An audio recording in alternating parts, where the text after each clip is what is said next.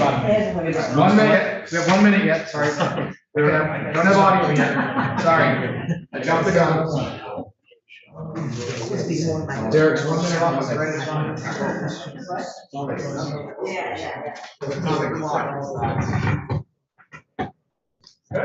right. Good evening, everybody. Welcome to our city council meeting. Everybody please stand and recite the Pledge of Allegiance. I pledge allegiance to the flag of the United States of America and to the republic for which it stands, one nation, under God, indivisible, with liberty and justice for all. Roll call. Councilmember Wood. Here. Councilmember Conrad Wilson. Here. Councilmember Ritchie. Here. Mayor Dennis. Here. Councilmember Donovan. Here. Councilmember Soka. Mayor Pro Tem Blue. Here. I will entertain a motion to excuse Councilmember Soroka from tonight's meeting. Motion. All in favor, say aye. Aye. Any opposed? Motion carries. Item 3, reading and consideration of the minutes of the regular meeting held on July 10, 2023. Are there any changes or comments on the minutes? Seeing none, they will be approved as submitted. Item 4, Board of Zoning Appeals. Do I have a motion to adjourn as a city council and to reconvene as a zoning board of appeals? So moved. Support. All in favor, please say aye. Aye. Any opposed? Motion carries. The Board of Zoning Appeals is now in session. Item 4A, consideration of a variance request for 15 Rose Terrace. Will the applicant or someone on their behalf please approach the podium, give us your name and address.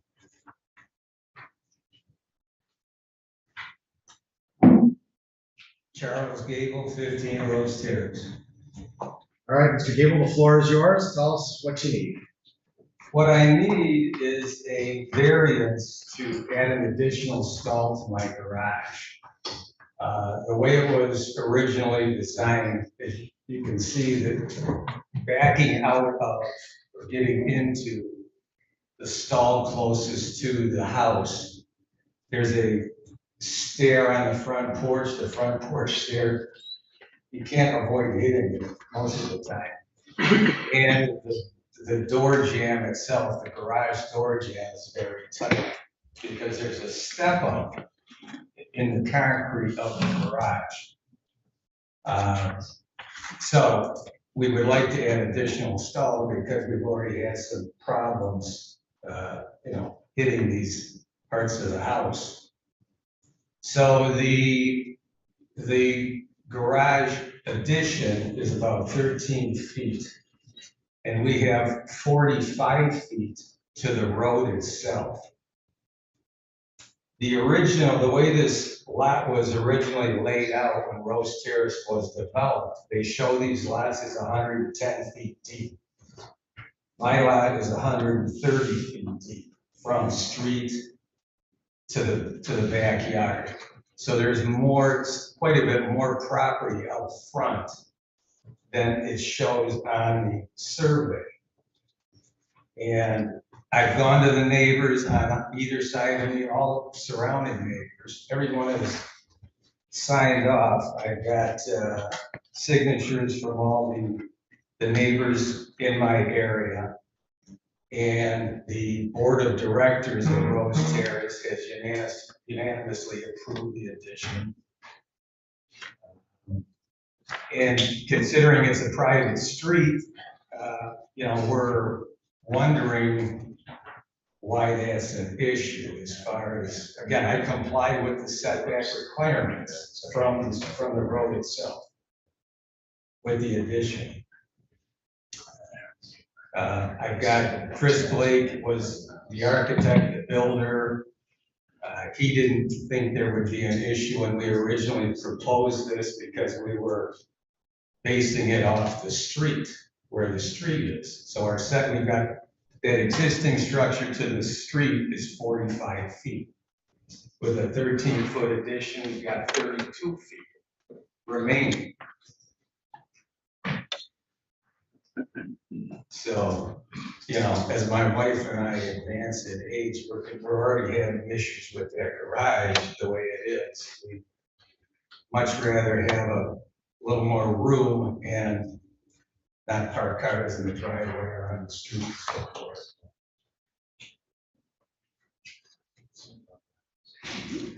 All right, can you tell us what your practical difficulty is and go through some of the other issues on your application for us? Well, I know, but, you know, you've got some stuff in the application, so, okay, are you done with the presentation? Let's just do it this way. You all set? And then we'll have questions come from council, from the zoning. I'm pretty much set. I've got Mark Weber here. He's the president of the association, and again, we had the board vote on this. It was unanimously approved. We sent out 24 letters to the entire you sent out 24 letters to the entire subdivision. We haven't had a single complaint. So that's kind of where we're at. Any questions from the zoning board? Well, Thank you for coming tonight. I appreciate it. So the way, just so that you understand how the process works, the way we approve a grant of variance is based on practical difficulty. Something unique about the property, something that is different or unique, that presents a problem for you to conform with the ordinance. Turning into your garage and hitting the side of your garage door is not, in my view, is not a practical difficulty. So I'm having a hard time understanding how it would be that you couldn't find other alternatives. Do you own 3 vehicles right now or 2? 2 vehicles. And in the picture that was presented in your application, let me find that. There is a Jeep or an SUV parked, I think it's the first picture. And my question would be, and so what you're saying is that coming up the entrance to your garage past the landscaping there, you're taking a left, it's difficult for you to take a left into your current garage. And in fact, you're bumping into things when you're taking a left to try to park. Well, wouldn't it be easier for you and a feasible alternative to just add another slab of concrete where that vehicle is, and then you can just turn in and then back up and then go straight into your garage? There's pavers where that vehicle, you're referring to where the Jeep was? Eric, can I have That's that right. picture? It's my daughter's car, and she just moved back home, but she's not gonna be with us. She's getting married next year.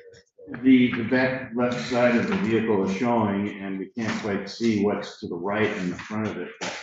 But my point is that absent a practical difficulty, we Okay. Right, well, again, okay. So my point is that absent a practical difficulty, we can't give you a variance because there's alternatives to fixing the problem. And the one alternative that I can see here is,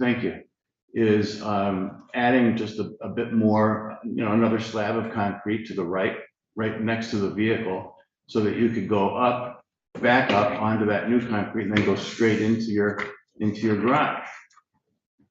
The other reason that I have a problem with this is that when you add the 3rd garage bay, it's not going to be harmonious with the other properties on Rose Terrace. You're going to be sticking way out, and it's going to present, in my view, a visual impairment, which is not something that we like. So I have a problem with this request in that the practical difficulty is weak, if not non-existent. Secondly, there's an alternative. And third, it's not going to be a harmonious addition. It's going to be like a snaggletooth kind of thing sticking out. And if you look down the road, you're going to see all the other homes that are all lined up, and then your addition is going to stick out. So those are the 3 problems that I have with this variance. I can actually see a practical difficulty.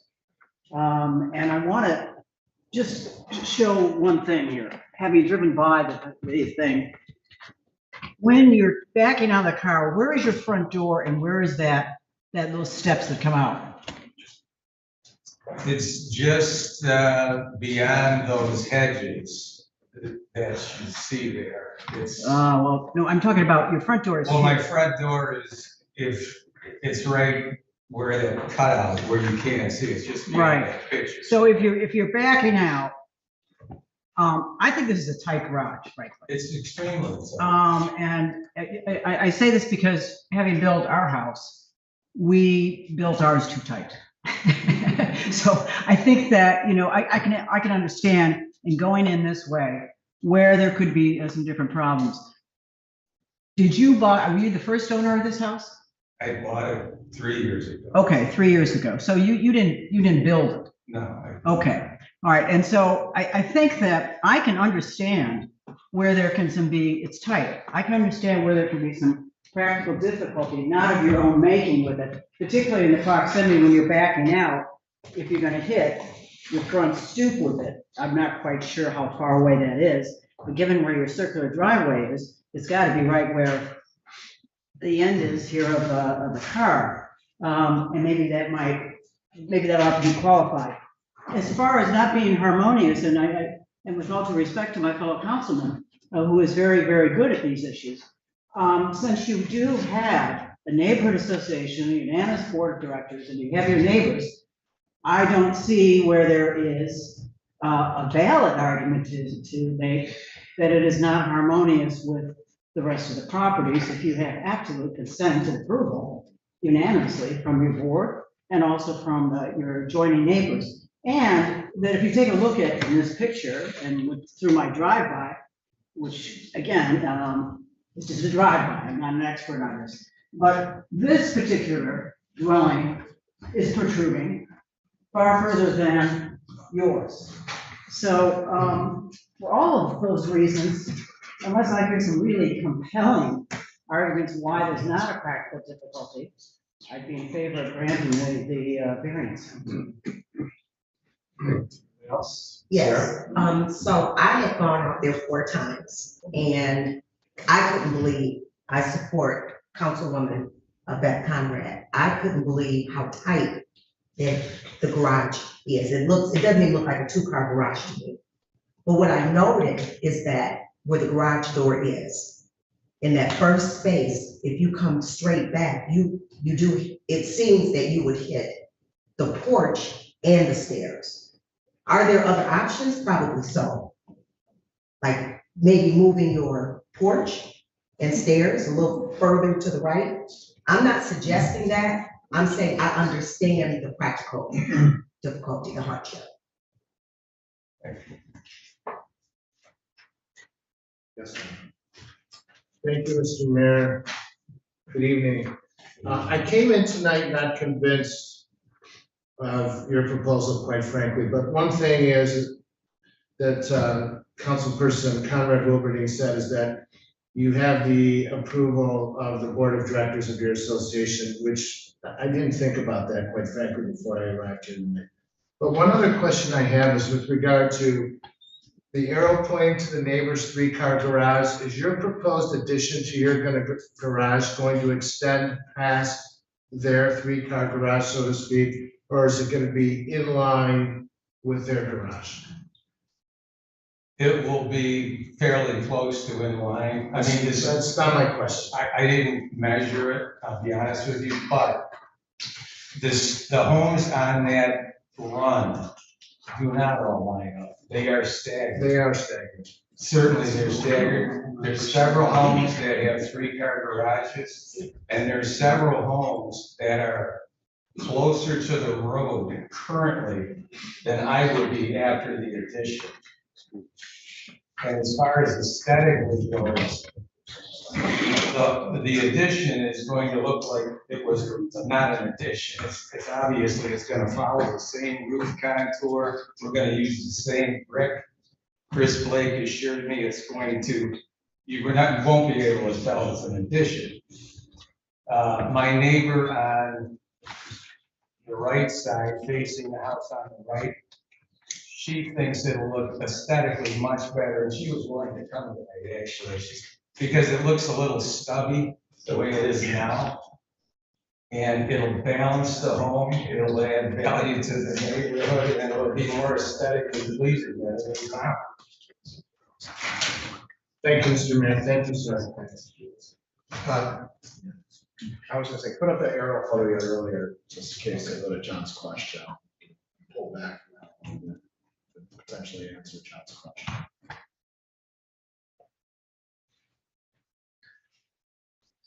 One more. There you go. So, whoop, maybe too far. Is it right next door for the 3-car garage or one other house over? One other. One other. So that is the 3-car garage, and it looks like it's already at the same distance, John. So it would extend from the road. It would. Yep. Thank you. Go ahead, Joe, questions? I guess, first of all, I built 18 Rose Terrace, so I'm very familiar with the project. And it was a hodgepodge from the get-go. We have homes in the middle of the islands and they all face different ways, and the road was never developed like it was on the plat plan. So I understand where you're coming from, and I'm have mixed emotions about the situation. I'd like to know more about the distance from the front yard setback to the house, which, you know, we looked at it was 11 feet. You were encroaching that much, but now you had mentioned earlier that because the house is really deeper at that point, that you're still gonna have, what's gonna be your front yard setback? If at post addition, it Yeah. will be roughly 32 feet. 32 feet. 32 And- to 31 and a half. Okay, and the ordinance calls for 30 feet? Well, this property received a variance when it was built to build to 25. So, but I think the issue is that its property line is not at the road. It's 20 feet back from it. So there's this, that's what the certified land survey shows. So there is 30 feet from the proposed addition to the road, but why it requires a variance is that it's not the property line. The property line would be 11 and a half feet from the new addition. Whereas other properties on Rose Terrace, the property line is at the road. There was a sheet that was included in the packet. It's an old plat from way back when they were all laid out, where you can see that the road kind of goes back and forth, gets closer to the property line on some houses, then goes further away. In this particular case, the road is about 20 feet from the front property line. So while he will have 30 feet from the road, he will not from his own property, which is what the ordinance requires. But it is still a private development. Right. But from my perspective, I didn't have the authority. Yeah, right. No further questions. Anybody else want to follow up? So I've got a couple. I'm struggling with this one a lot. Because obviously other people who live in this house, they're not having an issue, right? And I have a similar situation where I've got an L-shaped garage, 2-car garage with a porch that protrudes into my driveway. And if I don't pull out straight, if I pull out left, I take my right quarter panel out of my garage wall. If I go back exactly straight, I miss the porch, and then I can turn left to go out, right? So I have this, I probably have a smidge more room, because I have a little bit of a breezeway and a door between my garage and the house. But I think my porch itself protrudes out a little bit further than yours. So without the prior neighbors knocking their porch down, or not, sorry, the prior owners knocking their porch down or knocking the wall down and complaining about what you are, the structure did not have practical difficulty. The way it's built. Different cars. Just regarding that, Go ahead. the prior owner was blind and had a driver. Who had it before that? He built Okay, he built it. Was he blind at the time he built it? it. I don't know, but he Okay. had a driver. So the driver didn't have problems. And he hit the driver. How long have you been in the house? 3 years. And, You hit the porch yet? oh, yes, yeah. All right, so the other option is, I saw, was put the door in front. Because the existing garage is exactly a square, and you could pull straight in, right? So they're already making an exception to give you a bigger garage, but it is essentially, your garage, existing garage is a square. So you could pull straight in to a garage, right? So the question is, what's more unsightly? A really nice garage door with the setback existing as it is today, or building another addition to get out into the area? Because you could build a two-car garage off the front. Just move the garage door there and close the current garage you have. And to me, that would just require an exception, I believe, is the ordinance that on a garage that protrudes off the front, it has to be sideways like this, Matt? I don't think so. No. No, I Okay, think so you that wouldn't would need any- all right, so you don't need an exception at all. You wouldn't have to come here with the garage door to the front. And that would relieve your practical difficulty because you could pull straight in off the road in or out. You'd have to put a little more concrete there, but you would not have to change the layout of the house. And lots of people see garage doors. You see that garage door when you pull around. So people see garage doors. When you have a three-car garage, 2 doors down, I'm sure when people come down that road, they look right at those 3 garage doors. So to me, that is a better alternative than building an addition on the front. I'm torn because just like Councilman Galuli and Councilman was saying earlier, is that yes, your entire association voted to approve this. And so in some ways, it's a little bit different than on a quote unquote public road because it's a private street. So I'm torn with it. So I'm gonna think about this for a while because I do think there's another alternative. You could just swing the garage door in the front and pull right in. Probably save you about $80,000 in construction cost. But just think about that. Go ahead, Don. Mr. Mayor, maybe the association has it. And, you know, my father-in-law was a builder, and he always argued that you want to hide garage doors from the street for just, you know, resale and aesthetic values. So it's, you know, and I don't know, maybe if that was the thought going into constructing these. I don't know if the garage doors are facing the street for the other dwellings. But I understand where there was a concealment for the garage doors for many different homes that were built during that era. And again, I don't know what the association would feel like that. Would it compromise the aesthetic? Would it be going against the harmony of the rest of the dwellings? I don't know. Yeah, again, but when we look at the ordinance, it talks about, are there other practical opportunities to do this without having to grant the variance? And I'm looking at this as there is a practical alternative. Might not be the aesthetically perfect one, but it is an alternative to granting this exception. I take your word, Mr. Mayor, but aesthetically it might not be the most pleasing one, but if it works in the harmony with the community and the association, if that's comparable, if that's a good compromise for them, all right. But if it does not work in that type of harmony, then I don't think that that's more, I think it's more than aesthetics.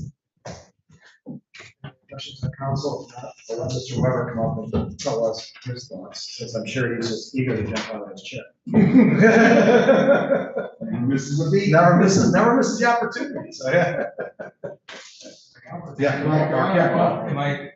You don't wanna You hear- can respond, yeah, you can respond to what I was saying, yeah, go ahead. Sure, go ahead. Mr. Gable, From- just breathe, because. Yeah, briefly, from an aesthetic breathe. standpoint. I didn't say breathe, I said just breathe, 'cause breathe. Breathe. Breathe. From an aesthetic standpoint,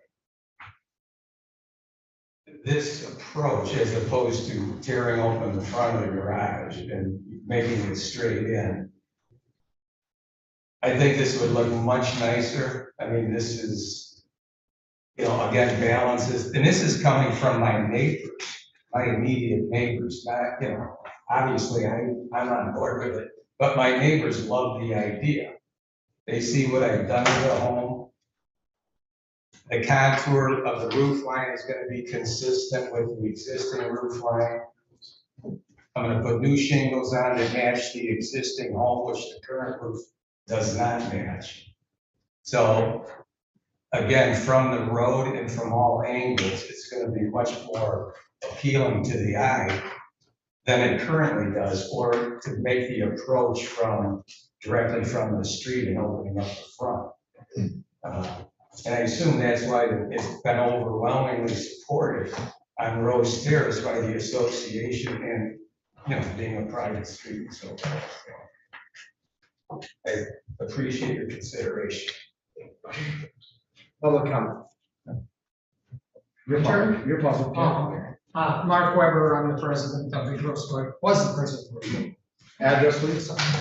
President of Rose Terrace, and Address, please. we've talked to. I need your address, Mark. Mark Weber, what Rose Terrace? I need your address. Oh, 19. Thank you. Anyway, we have talked to all the residents at Rose Terrace, and I know he has a lot of forms and signed approving the project. We think it'll be a great enhancement. In fact, my living room, I can see his house and where it would come out, and we think it would be a great addition.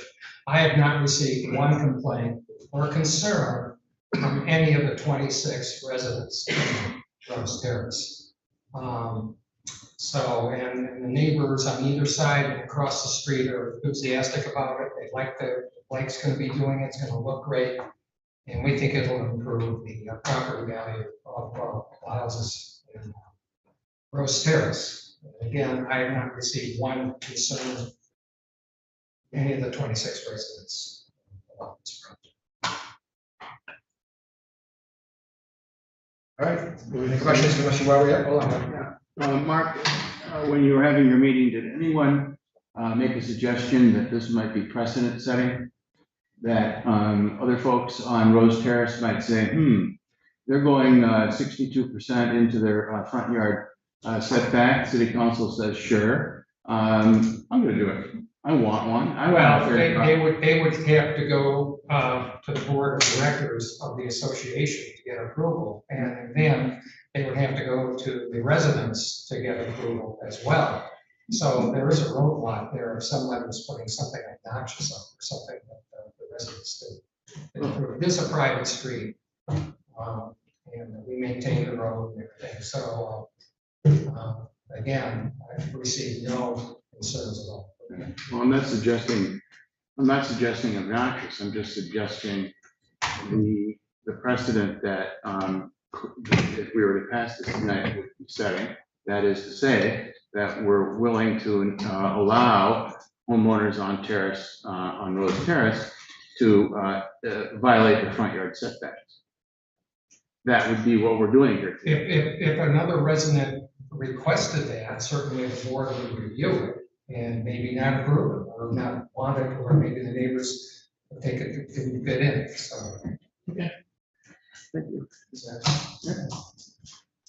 Hold on, Mark, I got a question.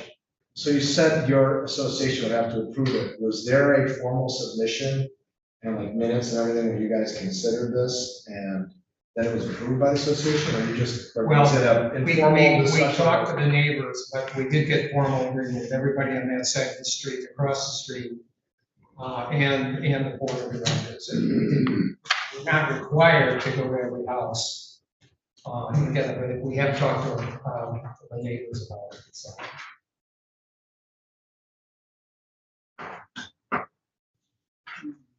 Mr. Joe, yes, okay, we're out of time. Joe, go ahead.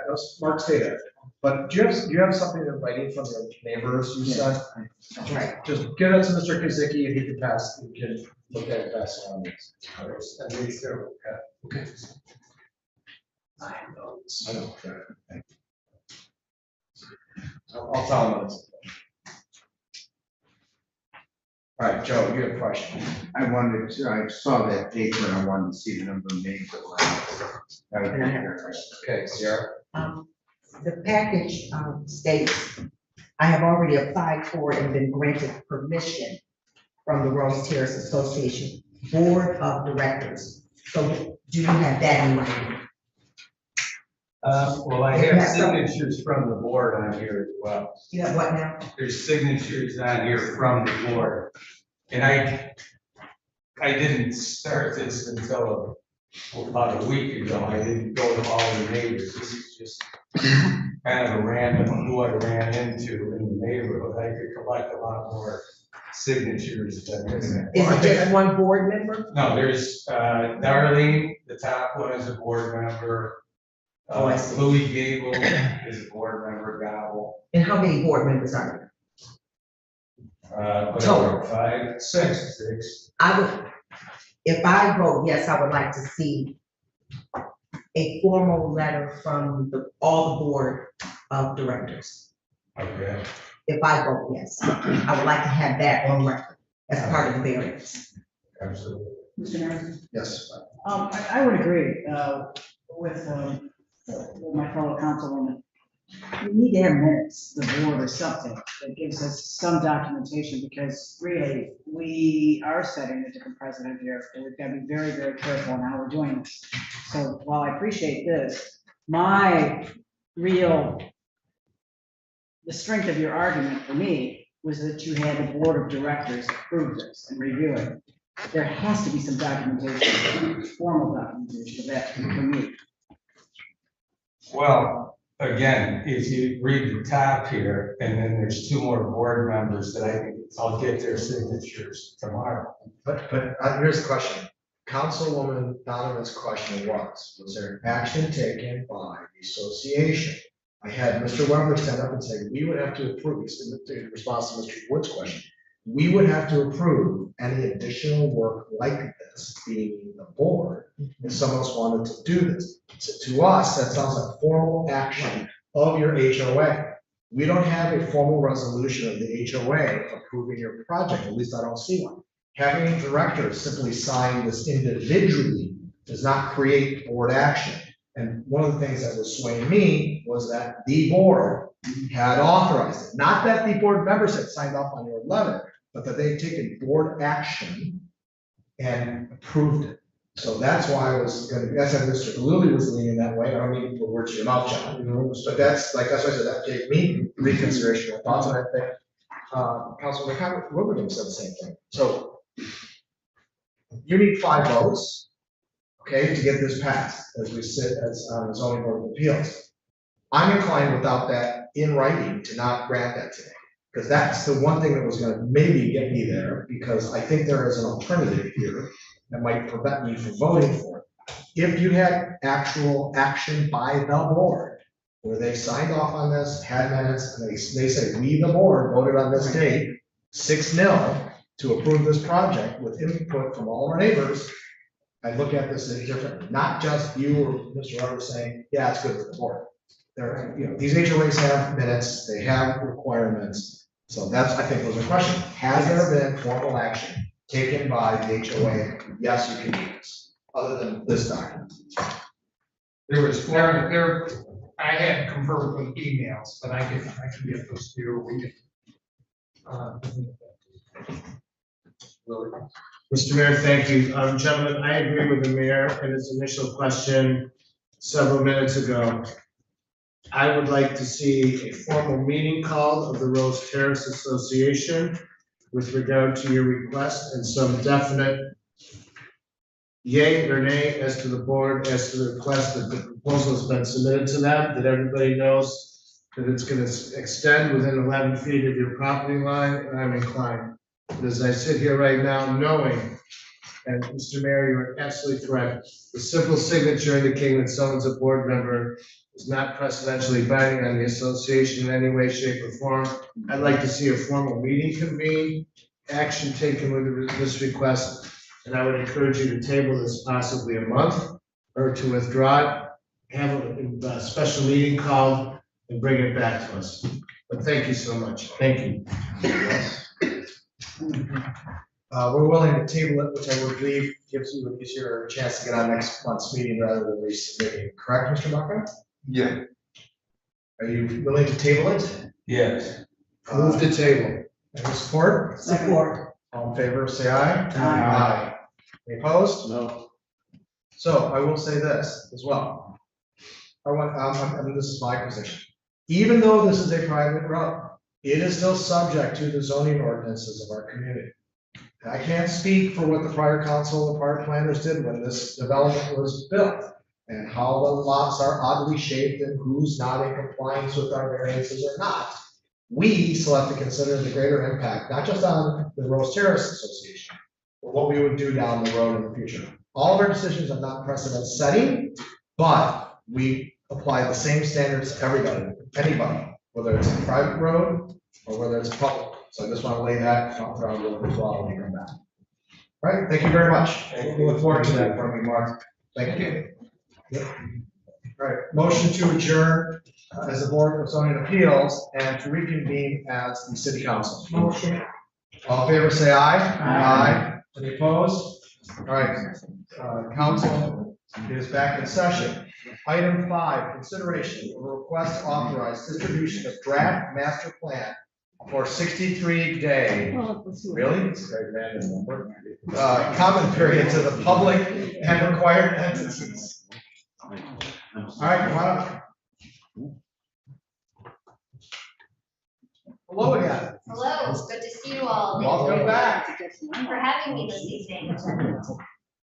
The draft document has been completed and shared with you, and we're excited to hopefully discuss it and receive comments over the required period of time. So I'm just going to go over a quick presentation as an overview of where we are in the process, what we've covered with the document, and where we're going to go from here. So just as a reminder, the Michigan Planning Enabling Act, it's the enabling act for planning commissions and master planning. That's where that 63-day number comes. So they require you send it out to a specific list of entities, neighboring communities, counties, regional planning commissions for 63 days, as well as the public to receive comment before you can have a formal public hearing and adoption. Here, shall we go to the next slide? So the plan components, this is obviously a draft. I want to reiterate that. So the comments that we received over the next 63 days will be incorporated. So if you have things that you want included, I'm happy to have discussion tonight, but I would also encourage you to email me or provide your comments in a more formal way so they can be incorporated. The plan components, this is the basic kind of overview of the table of contents. Community profile, public engagement, natural resources, mobility, community facilities, economic development, and then land use and the implementation table. So go to the next slide. Community profile, this is kind of a reminder. I believe many of you have seen this at previous presentations. We cover the context, location, and history of the community, as well as relevant plans such as the Mack Avenue Improvement Plan, as well as demographic characteristics, population, education, things of that nature. Go to the next slide. The overview of the public engagement, chapter 2, the community open house last year, the public workshop earlier this year, and the online engagement. There's also an appendix that details all of the feedback we received at much more length. Thank you. Natural resources in the environment.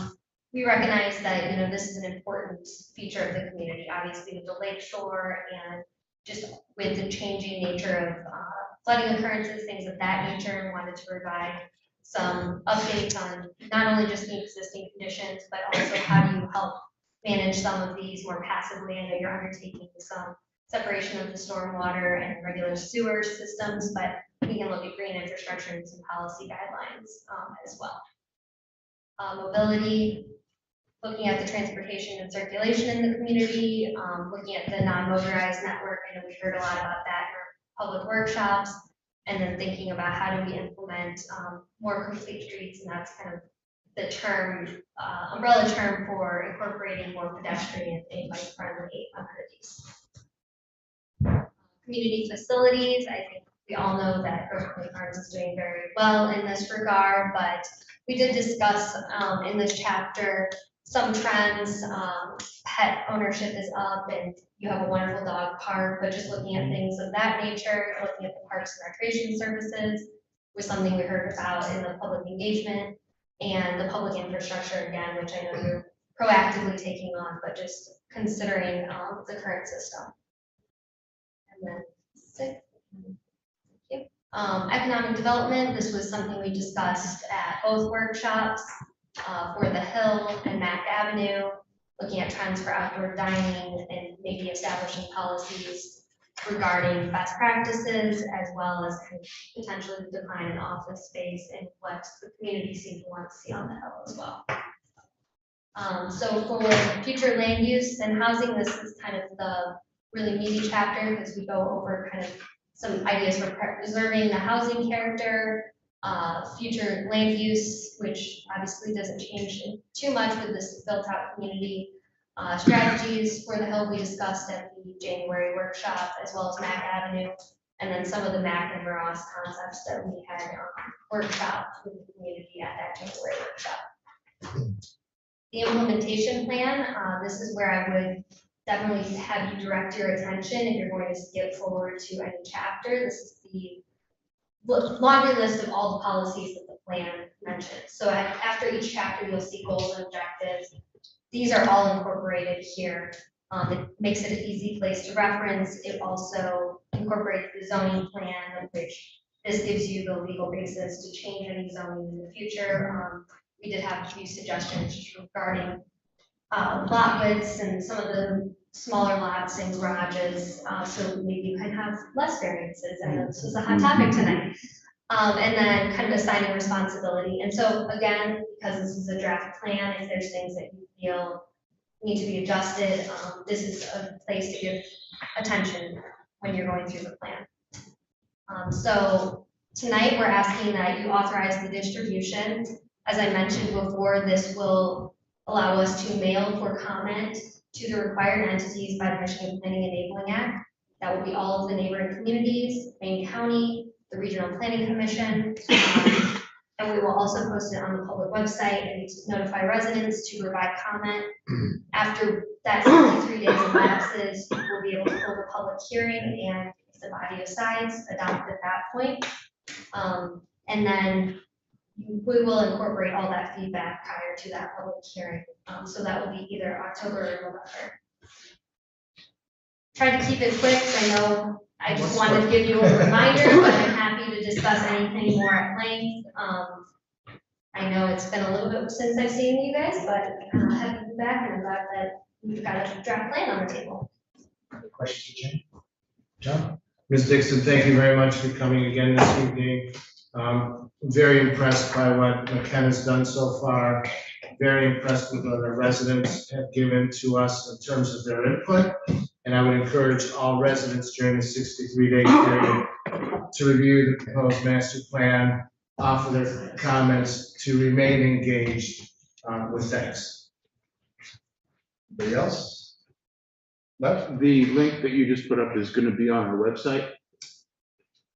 Yes. Derek, can you explain how we're gonna do that? Is it gonna be on the front page of our website, or is there gonna be a separate page? How are we planning on making sure that we can communicate these details to our residents? Councilmember Wood, it will be on the front page of the website as a news item, and we will leave up the entire 63-day period. Yeah, I think it's great.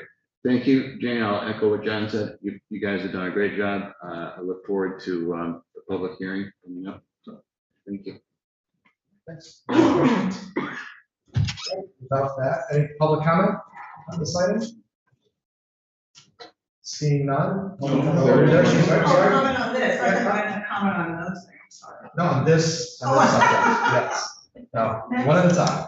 All right, public comment is closed. No, wait a second. Wait, I can't see you. You're I'm trying to- you're right behind her, sorry. Keep your hand, come on, man.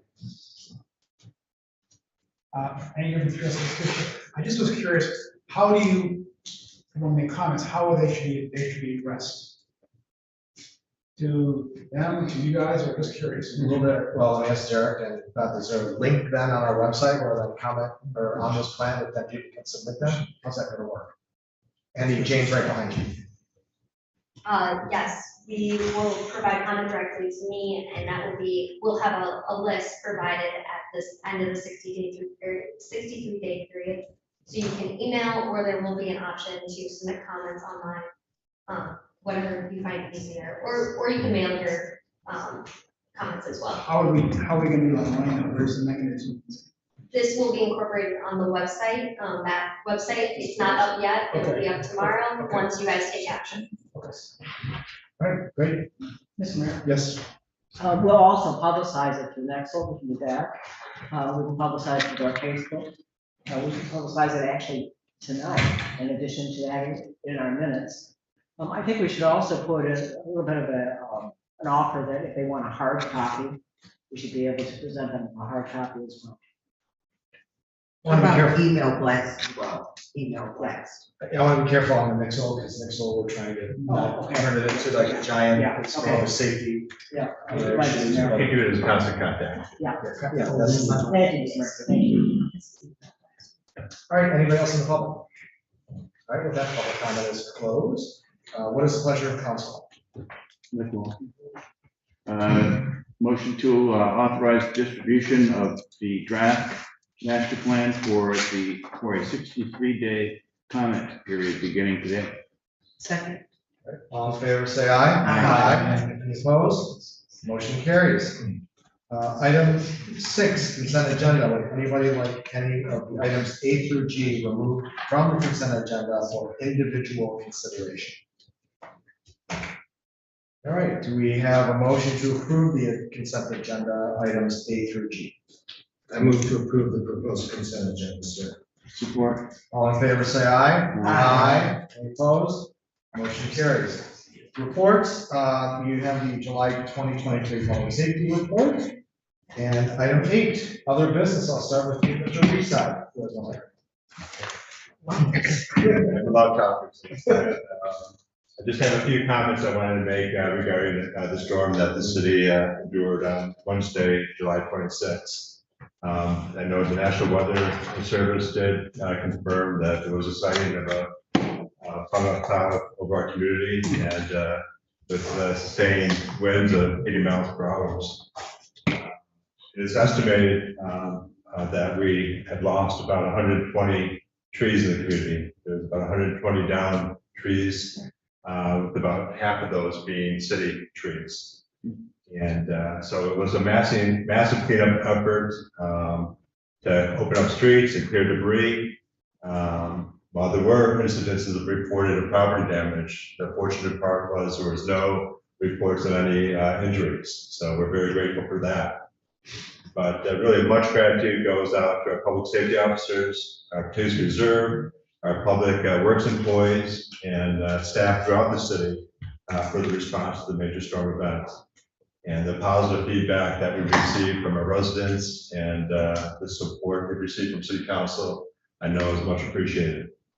I also feel that we need to commend Metro Detroit Trees. They're our contract arborist or tree cutting service. And they had crews out here almost immediately after the storm subsided and worked tirelessly for several days. Again, it was a massive cleanup effort. We're still telling what the actual cost will be to the city, but it certainly will be in the 6 figures. And so work goes on. And I have gotten a lot of questions that the staff has regarding tree replacement because of the number of trees we've lost. So coincidentally, just a few days after the storm, the city planted 32 trees, public trees. And this was made possible from the contributions received in memory of Brian Frazier. And I think all of you are aware Brian was one of the local victims of the tragic shooting at Michigan State. And funds were raised that benefited all the Grosse Pointes and allowed for those plantings. In addition, as part of our tree planting program this fall, we intend to plant approximately 75 to 100 trees within the public right of way. Last of all, I've had a discussion with our arborist, Brian Coulter. He's developing a proposal where we would have wholesale trees available to our residents, and those could be purchased obviously at a lower cost and in bulk and made available to our residents. And so we are planning, working on that plan and hope to initiate something as early as this fall or it would be next spring. So just an update. Again, it was pretty dramatic, and we're grateful as well as we did. Well said, absolutely well said. And kudos to the whole city staff and, you know, those of us, I think all of us were driving around that night going to see what's going on and see the community come together, our employees come together across all departments and really help one another. It was just fantastic. It shows what a strong bond we have in this community from the administration down to our residents. So, thank you. I will make sure I see Sean and everything. Tragic, and we're trying to make something good. So that's for sure. Let me see, got anything else? Nope. That's good. No? I received a compliment, church the other day for, the work that Nagel in particular is doing on our project. The comment was that, they were terrific. They've been, you know, very good for the neighbors. Apparently this lady thought that they were very friendly and they were working very hard. Given that, how are we doing on our other projects? Are we on schedule and budget, you know, looking good in terms of completion on time? We are looking good. I know, Nagel, and actually their subcontractor has done the curb work, on Ridge Road and Meriwether. Meriwether's complete. Yeah, and Ridge Road, the concrete work is pretty much finished up, except for one area that we're waiting to do a little investigation on a sinkhole, but they're moved on to Vendome. So they're down to Vendome, and then they will be then paving those areas. And I would imagine that will be within the next couple of weeks. Mhm.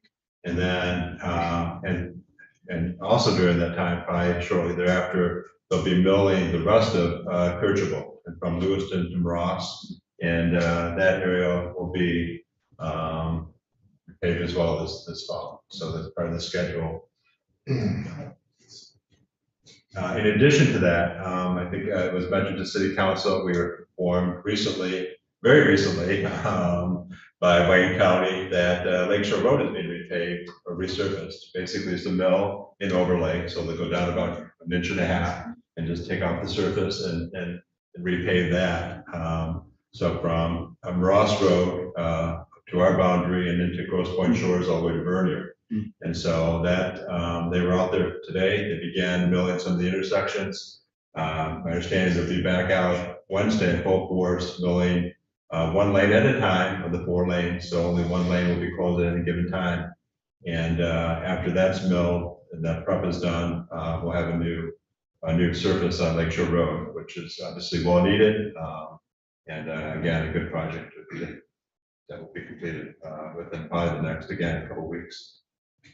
And let's make sure we get the seawall fixed so that that brand new road does not slough off into the lake. Unfortunately, the town take their crew off of an area where they were working, but there's enough other work that they're moving to a new location. But again, that work continues with the $1.2 million in state funds that were received this year. Still asking for more. John? Just echo the mayor's comments about what a great administration we have. The city manager, his team during the event, I drove by 15 minutes after that thing was gone. It must have been 6 o'clock. The tree company was already up on Chalfont staging. City manager was up all night. The mayor brought food and things to the staff.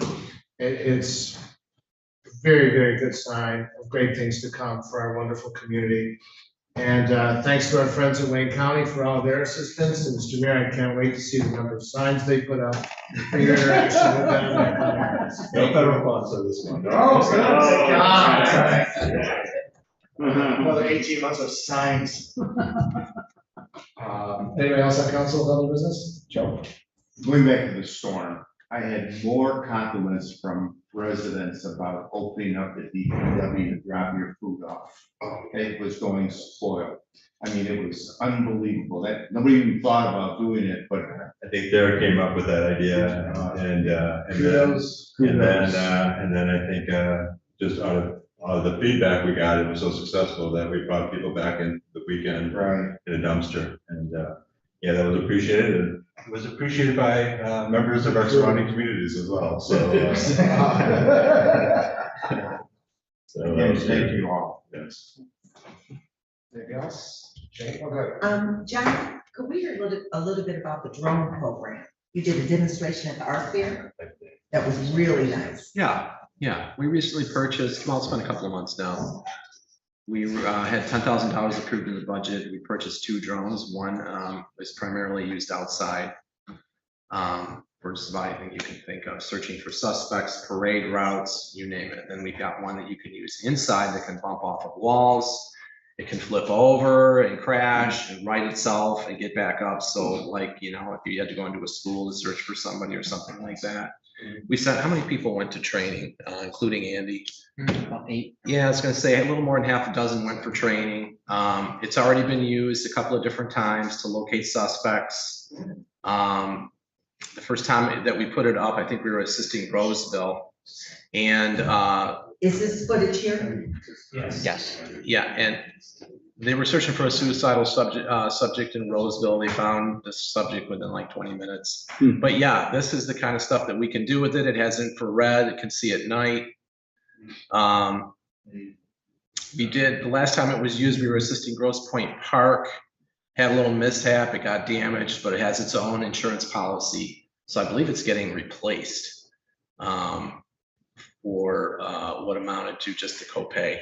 So it's been well received. Everybody wants a piece of it now, of course. Everybody wants to use it when something comes up. We've got people trained on each shift that can put it up as long as you have permission from the supervisor. We're not just going to use it willy-nilly, you know, I mean, you have to have a good reason for it, but it's something that I know, you know, years ago when it first came up, people were concerned about privacy issues and whatnot, but we have a pretty ironclad policy, how and when it could be used. And I think it's been pretty well received thus far. Yeah. Awesome. All right, just a couple of things I've got. Reminder, fireworks, September 2nd, over Labor Day weekend. Hopefully everybody can enjoy those. Invitations will be going out to all of our residents this week for the September Farms Foundation event. I believe that's on the 21st of September. I encourage everybody to come and enjoy that event to participate, help us raise some money. And I think it's a good time to thank our staff at the park for a wonderful summer. It is every time we go there, the place looks great, volunteers, everybody, the workers, place looks great. And it was just too bad the beach had a little up and down season, but nonetheless, and we're looking forward to a great Labor Day calendar of events at the Pier Park. So if you haven't gone down in a while, go down and enjoy it, because it really looks great. So that's all I've got. Anybody in the public have any business? Come on up, name and address, please. Lee Kistler, 57 Muir, Grosse Pointe Farms. The park looks beautiful, but there's a very dangerous area in the park, and I spend a lot of time there. It's a kayak ramp. Kids, how old do they have to have a pass to go without their parents? Don't think we do. They're pretty young. Yeah. They're pre-adolescent, and they're running around in gangs in the park, and they're playing on this. Or groups. Or groups. Yeah. Right. You have to watch the video, and then you can say, but. Gaggles. But they're playing on this plastic loading ramp for the kayaks, and they're shoving each other off, and they're roughhousing, and it's dangerous. And I asked the lifeguards who was supposed to be watching that area, and it says no fishing, but you have to see the no fishing sign as you walk away in. And people are fishing around there, and of course, it's a barefoot area. I don't want to get a hook in my foot. But even a wave runner came up and picked up a tube. Kids loaded on the tube on this dock, and the wave runner came right up to that little kayak dock and hooked the kids onto it and drove off pulling the tube. And I was just sort of astounded. And it's my name, and I've made a complaint for 2 years now about the slipperiness of the ramp going down there to the kayak put in the ramp, the cement ramp. And my neighbor, just the other month, slipped and hit his head, and he has 5 staples. We're not talking stitches, we're talking staples. And there's no reason. All we need are rubber mats. And I've been requesting these for 2 years. And nobody's going down to scrub it regularly, but it's a very dangerous area. You gone to the Parks and Harbor Committee? But what? Have you gone to the Parks and Harbor Committee meetings No, but to raise this? I've gone to Chris, Okay, and this has been for 2 years now. okay. Well, then, And- Mr. Galula, make sure the Parks and Harbor Committee looks at that, right, John? We will do that immediately. Yeah, Mr. Mayor also, she has, talked to me, Okay, and I suggested that she talk to Chris. But, because she is a kayaker and she likes to, you know, I mean, this was almost, not this summer, last summer, when he came to me. So I think that, you know, the Parks and Recreation Committee, let's go down and take a little walk and take a look at it. And when we're down there, you know, from now until, later today, we can do a little walk and take a look. I think we can do our best in policing child behavior, But who is responsible? the parents. But they're not there. Kids have You don't passes. know that, they're gonna be all on the other side of the park, so that's my No, thing. no, no, but the kids have passes to get in without. I understand, but at the end of the day, my kids weren't doing that, they weren't roughhousing down there because we told them to. So we'll put signs up, we'll tell our park staff that. But Somebody- honestly, it's very difficult to ask our workers to be babysitters. I mean, we're gonna try to make them follow the rules. That's why I think maybe the age ought to be raised to when kids can get in there by themselves. Well, we'll take a look at the age. I don't know, that's tough. I was riding my bike across Ford Field when I was 7 years old to the Grosse Point Woods pool, and we went in groups of Well, 7, 8, 9-year-olds. I think the fabric of the children as far as personal responsibility has changed. Yeah. Again, so then I go back to the parents. I think they're very tech savvy. And being up here leaves some down here. We'll take a look at Yeah, it. okay. We want a safe place for everybody to enjoy regardless of their age. And my other issue is noise. What is our noise ordinance? 1 hour is our quiet time, Where? the city. The whole city? Yeah, it's somewhat dependent on what it is. Different things, Can you give us an have different. example? Just general noise, neighbors yelling, honking their horn, just stuff. There can be a noise violation at any time if it creates a nuisance, right? Particularly after the evening. So when I called, I was told it was midnight to 7 in the morning. That's not even an 8-hour night.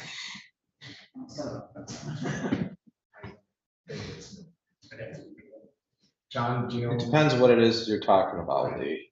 I mean, earlier you mentioned a muffler, right? Oh, the A cars, noisy the kids' muffler. cars. and Yeah, I mean, stuff, that's a yeah. violation on the road that an officer would stop car for and write a ticket. If somebody blows a horn, they may need to blow a horn. I'm not sure what it is exactly that's bothering you.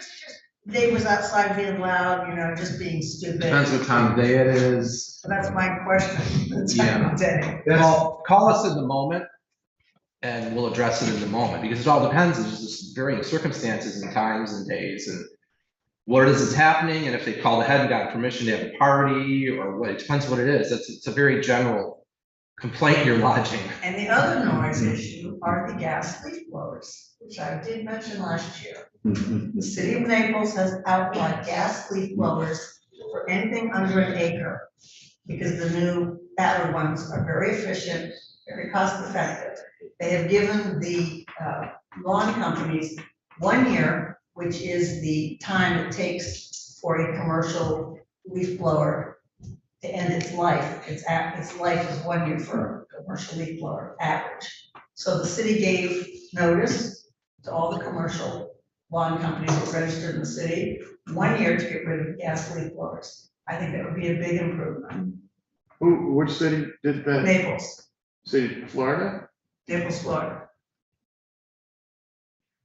I mean, I'd agree 100% with you, and it would be neat if nothing else, we could have DPW guys, if we have gas blowers, leaf blowers, to just use electric ones. Once they die, get electric ones. I think that we're seeing more of that. I think as people, the technology's gotten better, we're seeing more electrical use of equipment, as turnover. We did do that. We actually were getting complaints from the Hill Business District with, the noise from, our backpack blowers, and we have converted, about 2 years ago to, electric blowers, and, frankly, we've been really pleased with them. They've been powerful, and we do encourage our residents, to make that transition when they buy their next blower.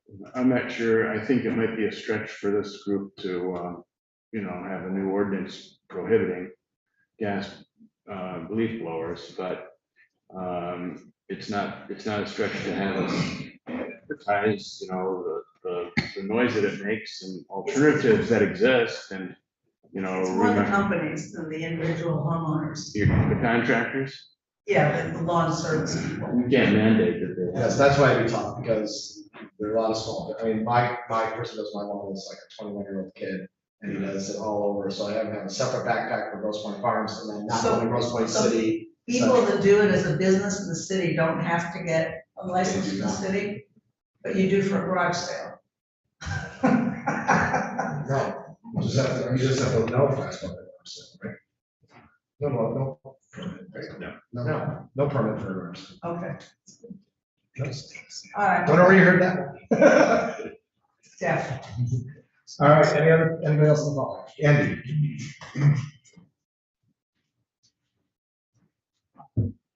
Six Fisher, just around that nasty storm we had, we still, a lot of folks had power on for 3, 4, 5 days.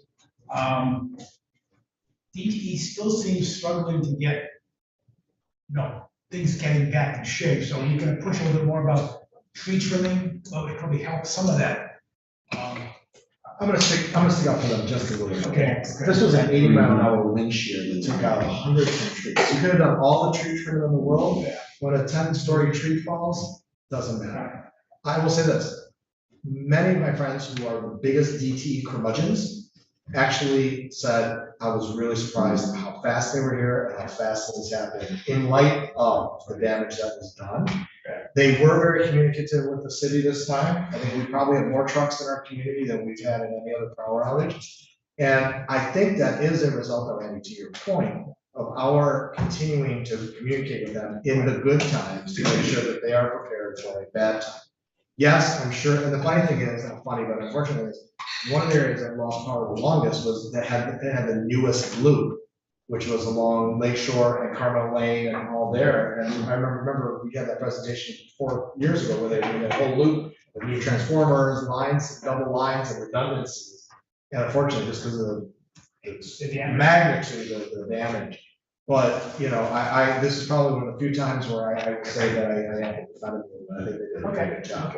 Yeah, they were very communicative with the communities, with our staff and everything. I mean, I didn't see much down we on it. Right, exactly. The president of DT actually go to the community, and we met with regional managers, so, at one point I was concerned that they actually looked like they were, gonna trip over each other because there were so many vehicles, but it was, I would say this is probably the best response we've seen from event since I've been here. I was talking with one of the guys on Saturday afternoon, and he said, I'm from Niles, Michigan.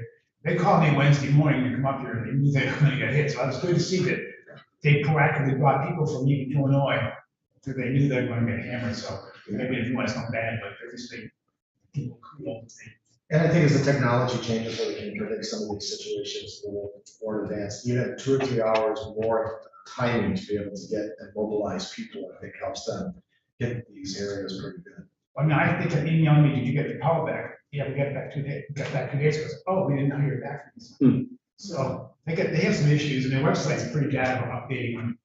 That is true. Yeah, so, okay, well, thank you so much. Anybody else in the public?